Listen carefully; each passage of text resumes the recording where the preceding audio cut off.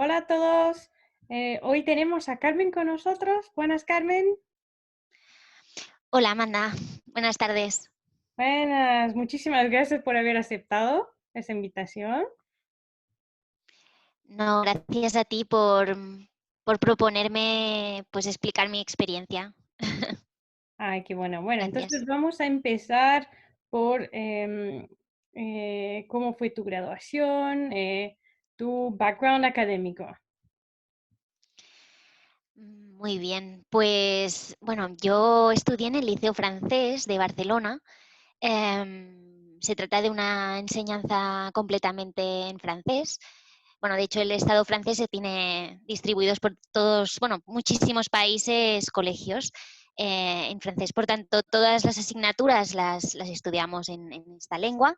Y además, pues estudiamos es- castellano y catalán, porque vivo en Barcelona, en Cataluña, y bueno, inglés también. Y bueno, la verdad es que es una escolarización que aporta pues eso, mucha riqueza y que más adelante pues me permitió poder estudiar en un par de universidades en Francia, que fue Sciences Po Paris y también la Université Sorbonne de Ponteu, en Derecho. Bueno, después de estudiar en este colegio, estudié Derecho y Ciencias Políticas. Y por suerte ya he acabado. Ha sido 8 años de estudio, muy largo. Y nada, ahora espero, pues eso, que toda esa formación me sea de utilidad en el trabajo. Ok, qué bueno. ¿Cómo me explicas la situación laboral en España? Pues bueno, actualmente estábamos superando ya la crisis de 2008. En la crisis, bueno, los años más complicados sobre todo fue 2012, en el que pues, el paro juvenil subió hasta más del 50% y en general estábamos como un 27% de parados. Y ahora pues estábamos en un proceso de recuperación, de vuelta al crecimiento económico, pero bueno, ahora parece que se está volviendo a estancar con esta crisis del coronavirus. A ver si la superamos pronto. Em, pero bueno, estábamos en recuperación.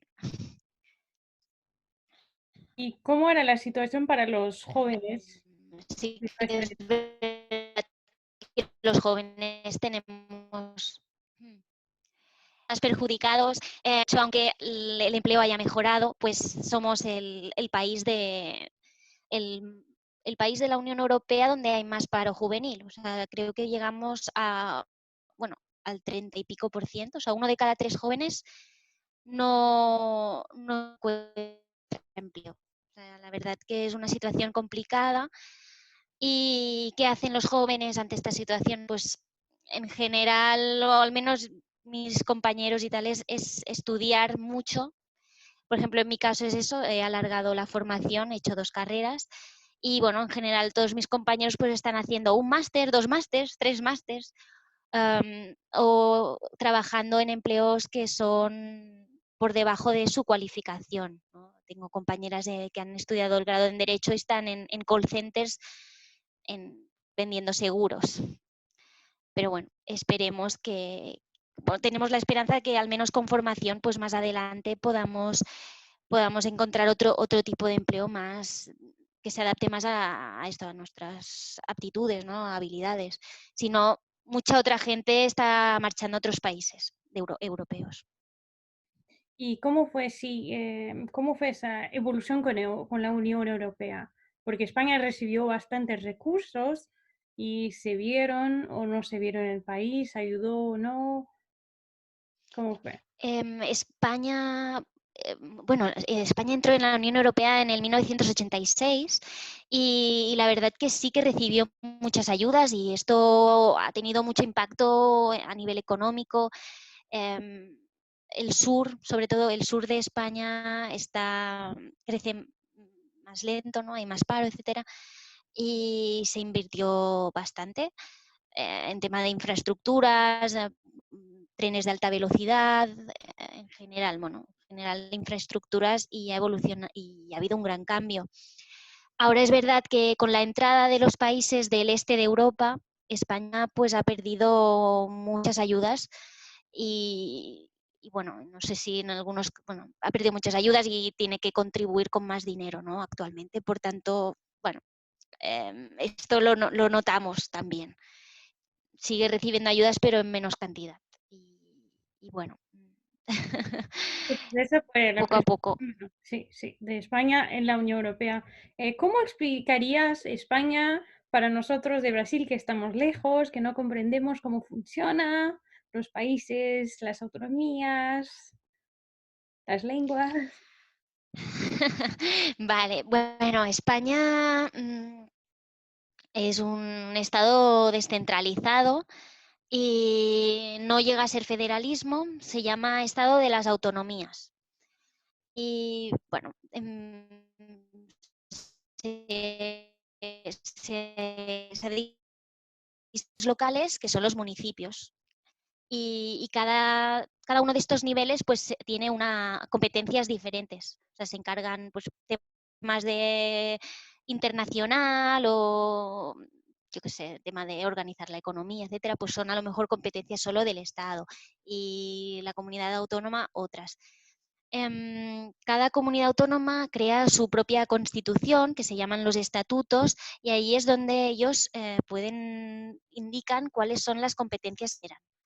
Las competencias que no cogen las comunidades autónomas, pues las tiene el Estado. O sea, a ver, hay algunas que ya el Estado se las ha guardado para él en la Constitución y las que no se ha guardado para él, pues las comunidades autónomas pueden decidir si las adoptan o no.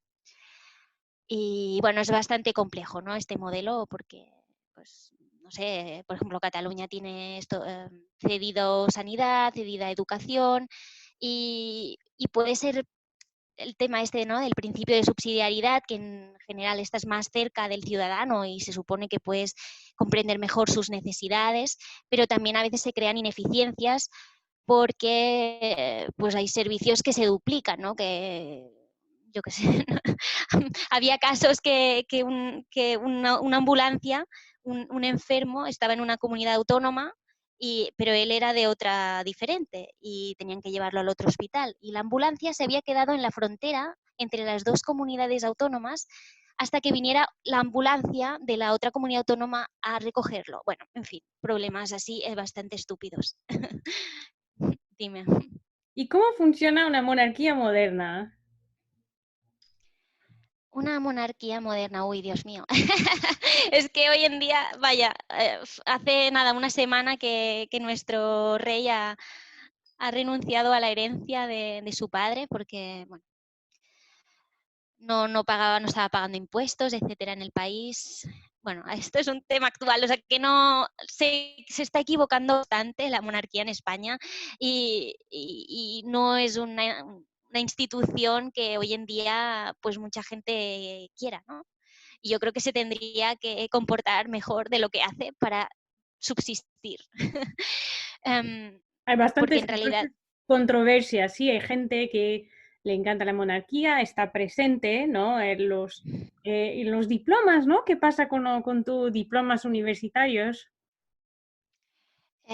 Sí, efectivamente, el rey es el que otorga el diploma universitario, ¿no? Está su nombre. Y es más un poder institucional, ¿no? Más simbólico que no real.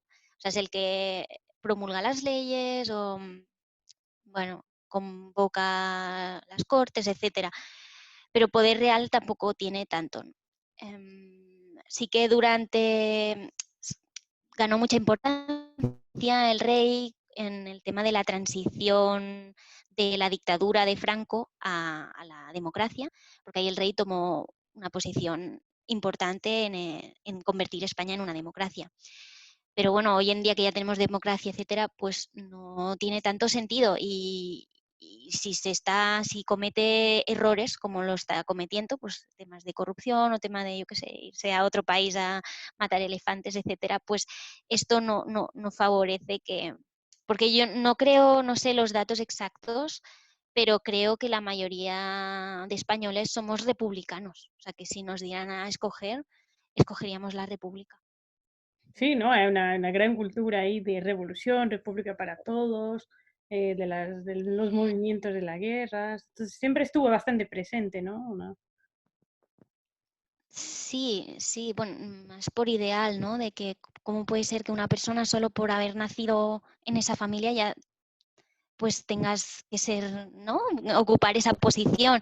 Y de hecho ahora hay el tema de que tendrían que cambiar la constitución para que las hijas del rey, porque el rey no ha tenido varón, hijo varón,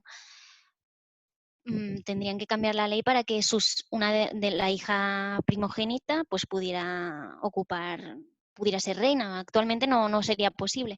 Pero bueno, eso es abrir, se tendría que modificar la Constitución y como hay más problemas, que a lo mejor hay otros partidos políticos que quieren modificar otras cosas, quizás no se está haciendo o se retrasa Y la esta Constitución modificación. es bueno, en Francia se quedó la de la Segunda Guerra Mundial, muy cerquita la de Charles de Gaulle.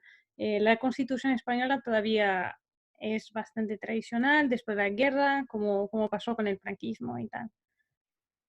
Em, Vale, pues bueno, en España han habido un montonazo de constituciones, cambiaba el gobierno, cambiaba de constitución, era una locura.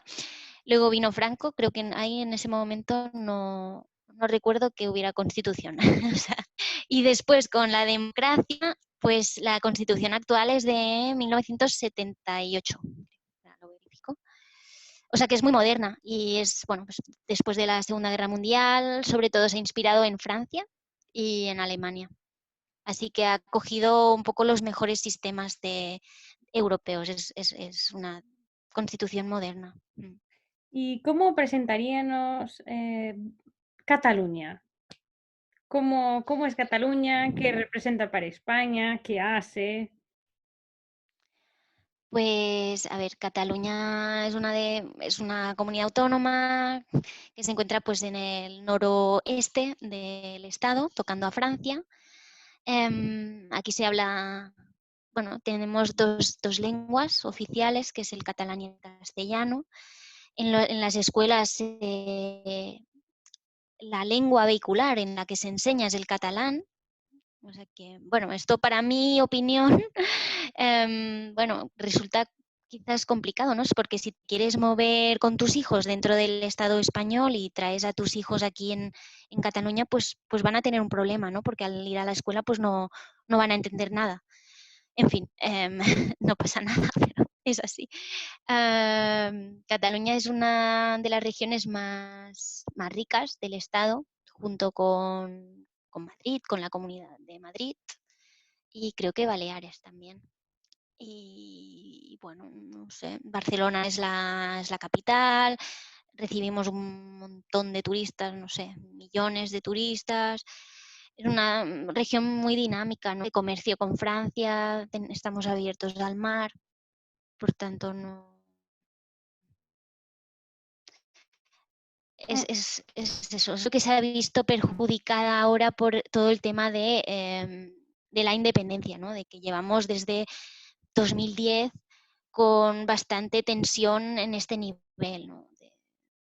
Que han subido los partidos independentistas y de hecho en 2017 pues se declaró la independencia o un intento de declaración de independencia que ha creado, bueno, que ha creado mucha tensión social y yo creo que ha paralizado el crecimiento económico. Sí, sí, y son cosas que desde Brasil, por ejemplo, no vemos, es que no salen las noticias internacionales o a veces no estamos tantos ligados a eso, ¿no?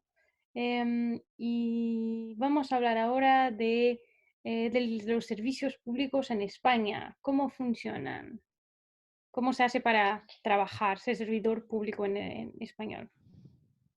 Vale.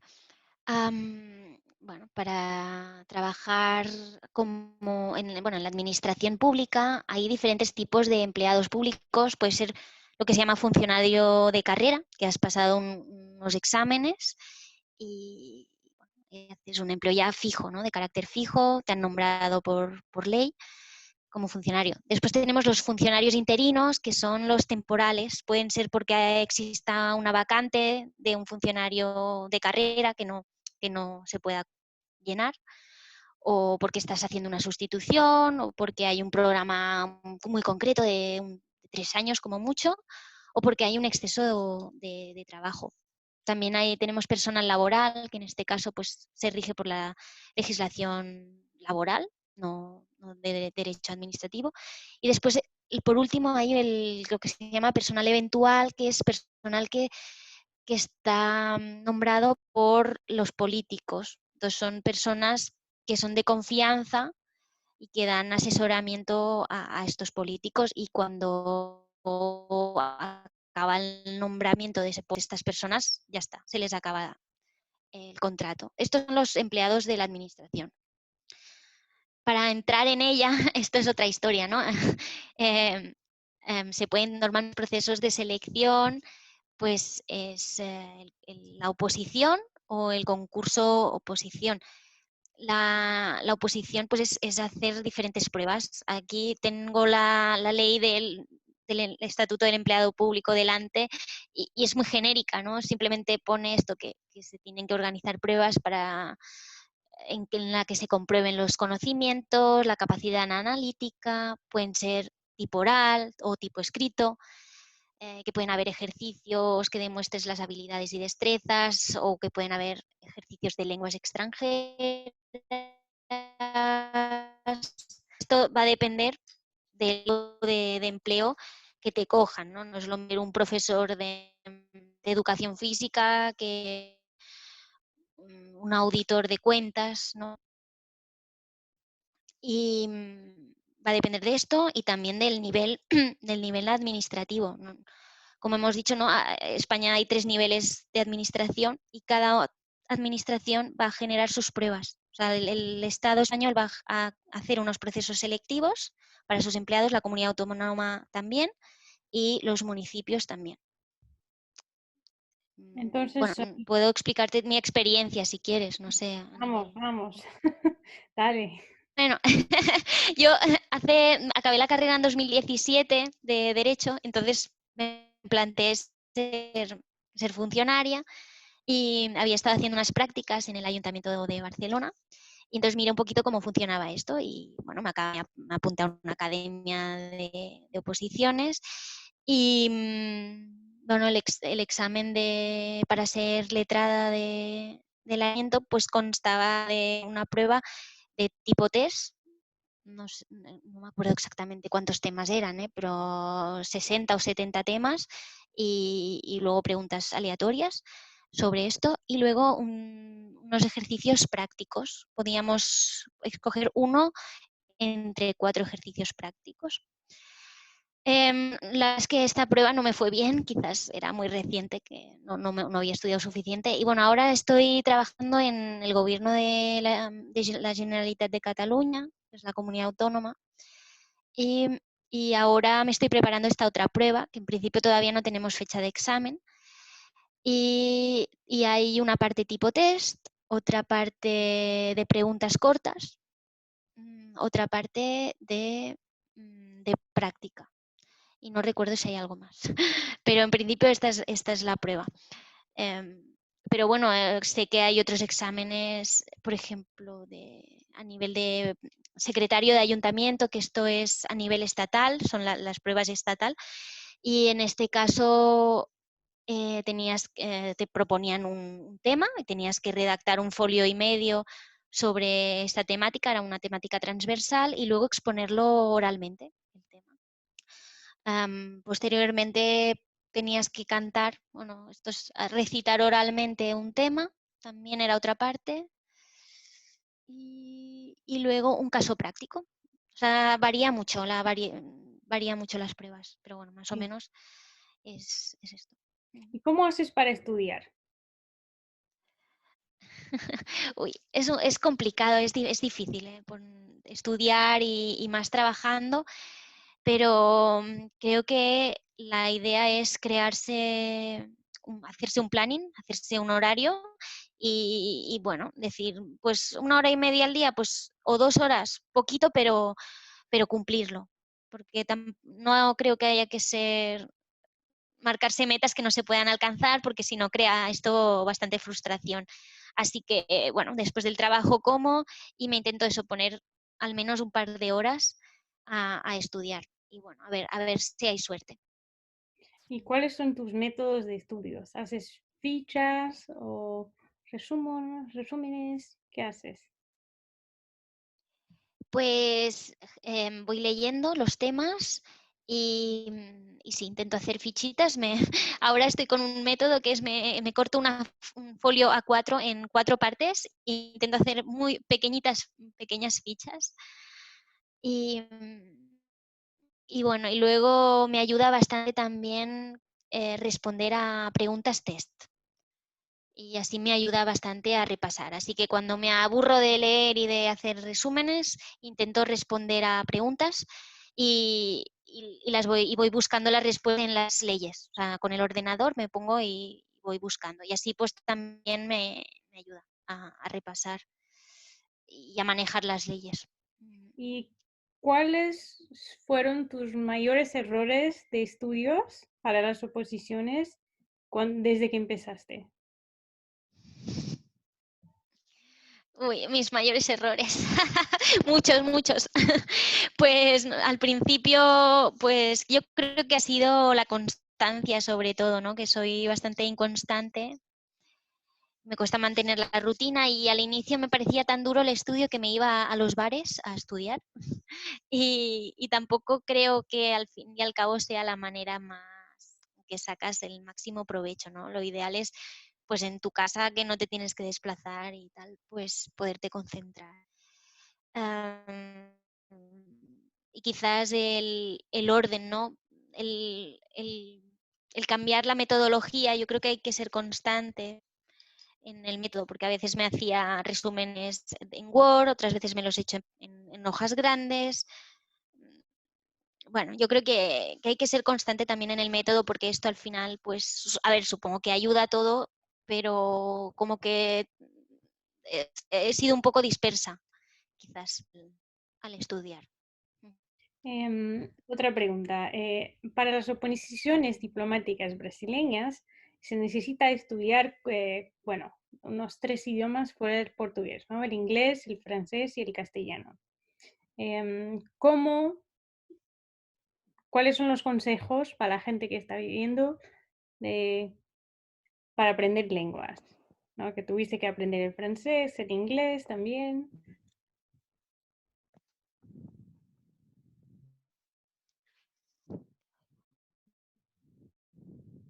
¿Cuáles son los consejos? Es importante pues leer y ver películas con subtítulos. Yo me pongo subtítulos, o sea, así también veo cómo se escriben las palabras, etcétera.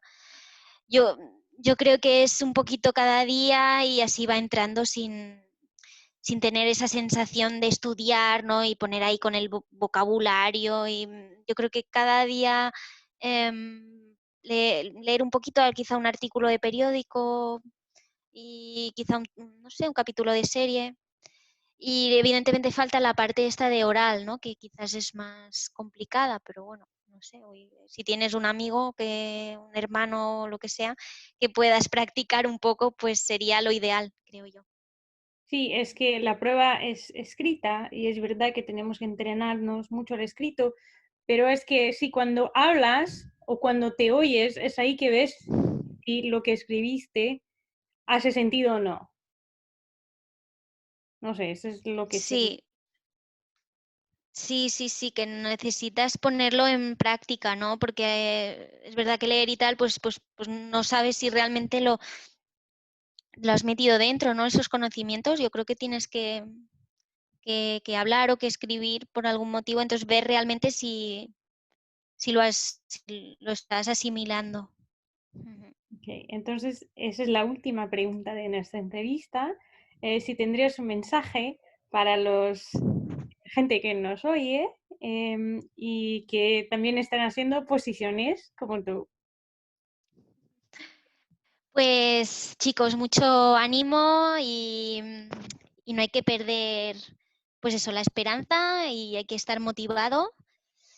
Yo creo que un consejo que me dio una persona es eso, es que no te contamine la vida. O sea, que ponerte un horario de tal a tal hora, hacerlo y luego vete a pasear, ves a darte una vuelta al cine, lo que sea, porque si no te vuelves loco y al final no serás infeliz y no conseguirás la oposición. Así que eh, es cuestión de paciencia, es largo el camino, pero poco a poco se llega. Y yo creo que ya está, Amanda. Tú ojalá tengas muchísima suerte con la oposición y a ver si yo también. Y dentro de, no sé, unos añitos, ¿no? Somos ya funcionarias y volvemos a hacer otro audio. Sí, no, en una terraza, ¿eh? ¿No? En una terraza en Barcelona. Bueno, muchísimas gracias. Suerte Ay, a todos claro que sí. y que nos vemos en el próximo episodio. Chao, chao. Besos.